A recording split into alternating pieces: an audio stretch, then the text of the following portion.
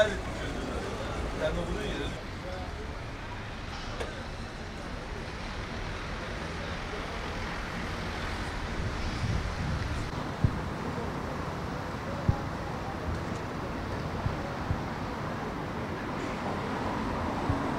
Hanifi abi nedir bu fiyat farkı bayram öncesi ve şu an mevcut durumdaki fiyat farkının amacı ne? Şimdi bayram öncesi ve bayramdaki fiyat farkımız hiç farkımız yok. Biz direktmen Ulaştırma Bakanlığı'na bağlıyız ve bizim fiyatımız bakanlık bağlı. Biz kendi kafamıza göre fiyat belirlemeyiz. Sistemlerimiz hepsi otomatiktir ve bunu Ulaştırma Bakanlığı kendisi yükler. Diyelim bugün bu 1000 lira olan bir fiyatta 1001 lira kesme şansımız yoktur. Ve bakanlık bize şunu çıkardı, %30 indirim yapma hakkınız var. Emekli, özürlü, ondan sonra indirim yapma hakkı tanınmıştır bize. Biz de onlar mesela 1000 lira fiyata 700 lira kadar kesme hakkımız var. Ama 690 lira kesme hakkımız yok. Ya 1000 lira bir de 1000 lira kesme şansımız öyle bir şey yok. Çünkü direkt bakanlık bize bunu ceza uyguluyor. Sistem otomatik olarak vermiyor.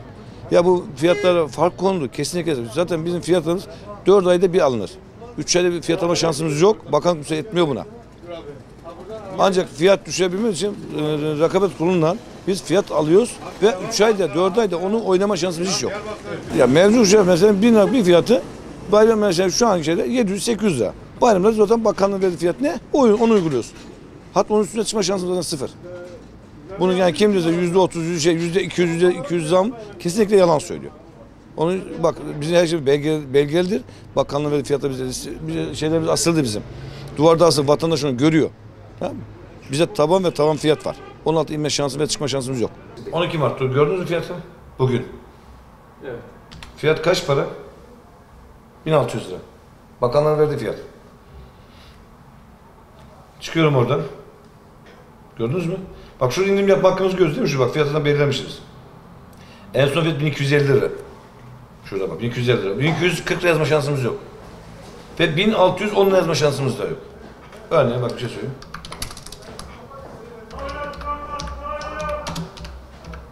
$1750 fiyatı yok değil mi bizde? Ha, fiyat 1750 bir dakika. 1780. Kesme aşamasında Öyle mi? Kesme aşamasında kesme. 19, 28,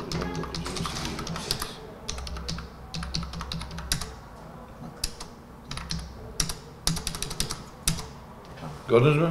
Fiyat kilitledi. Ulaştırma Bakanlığı'ndan alınan bir fiyat tarifesi vardır.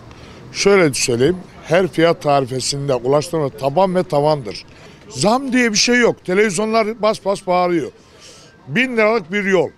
1000 liralık yolun %30'u düştüğü zaman ne yapıyor? 700 liraya kadar düşebiliyoruz. Bu bir. İkinci bir şık, 1000 liraya kadar kesebiliyoruz. Bu iki. Ulaştırma Bakanlığı. Üçüncü şıka geçelim. Bizi Ulaştırma Bakanlığı yani Ulaştırma Bakanlığı bizi denetliyor. UTS diye bir şey var, kavram var. UTS diye denen kavramda fiyatı ben ne 1000 lira, 1001 lira yazabilirim ya da 699 lira yazabilirim. Yalnız bu %30 bazında her türlü fiyatta oynayabilirim. Böyle bir zam yok ki aslında. Ama almış başını yok otogarlar, otobüsler, şunlar bunlar. Her bayram öncesi böyle bayramlarda, Ramazan bayramlar öncesi her sene böyle bir algı oluşuyor. Ben sana şöyle bir hukuk anlamda herkes her şeyi hukuki anlamda yapıyor. Ama biz bakanlığın vermiş olduğu tarifeye göre devam ediyoruz. Biz başka türlü alamayız ki. %30 indirim yapabiliriz. 1000 lira fiyat aldım. %30'u ne yapar? 700 liraya kadar düşebilirim. Anladın mı? 750'ye de kesebilirim. 800'e de kesebilirim. 900'e de kesebilirim. 1000 liraya kadar kesebilirim. 1001 lira kesemem. Bak kardeşim. Burada UTS var. UTS'den ne yukarı kesebiliyorsun ne aşağı kesebiliyorsun. Bu da Ulaştırma Bakanlığı'nın vermiş olduğu fiyat tarifesidir. Ulaştırma Bakanlığı'nın vermiş olduğu fiyat tarifesinde %30 düşebiliyorsun. Ne yapabiliyorsunuz abi? Yani ne 1000 liralık bir bilette ne 1001 lira kesebiliyorsun ne de 699 lira kesebiliyorsun. Ha bu arada oynayabilirsin istediğin fiyatta. Bu artışın sebebi zaten fiyatlarımız normaldir şu anda. Artış dediğim zaman 2 gün bir bayram yoğunluğu var. O yoğunlukta da ulaştırmanın vermiş olduğu fiyat neyse onu yazıyorlar. Hani diyorlar ya bazı kanallarda yok işte fırsatçılık, yok bilmem şu, yok bilmem bu, öyle bir şey yok. Ulaştırmanın, devletin vermiş olduğu fiyat neyse onu yazıyoruz. Zaten 2 gün iş var. Bugüne kadar olan perişanlık zaten esnaf perişan bir durumda. Ama o konuşulan kelimelerin hepsi yalandır. Şimdi hep aynı şeyi söylüyoruz. Genel anlamda büyük bir algı var. Yani kışın bize verilen rayişlerin hizasında, yani Ulaştırma Bakanlığı'nın bizzat verdiği rayiç hizasında ve bize bir yetki vererek %30 indirim yapabilirsiniz.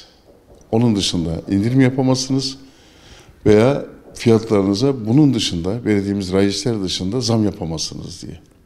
Biz kışın işlerimizin yoğun olmadığı dönemlerde insanlar memleketlerine gidip ziyaretlerini çok rahat yapsınlar, gereği gibi gidip gelsinler diye indirimlerimizi kendimizden feda ederek doluluk oranlarını orta düzeyde yakalayıp hiç olmazsa memlekete iptal edildi, bugün gidemedik dememek için fiyatlarımızı %30 aşağı çekiyoruz. Tabii bu UTDS sisteminde, devletin nezdinde bütün artık elektronik çağda yaşıyoruz, dijital çağda yaşıyoruz.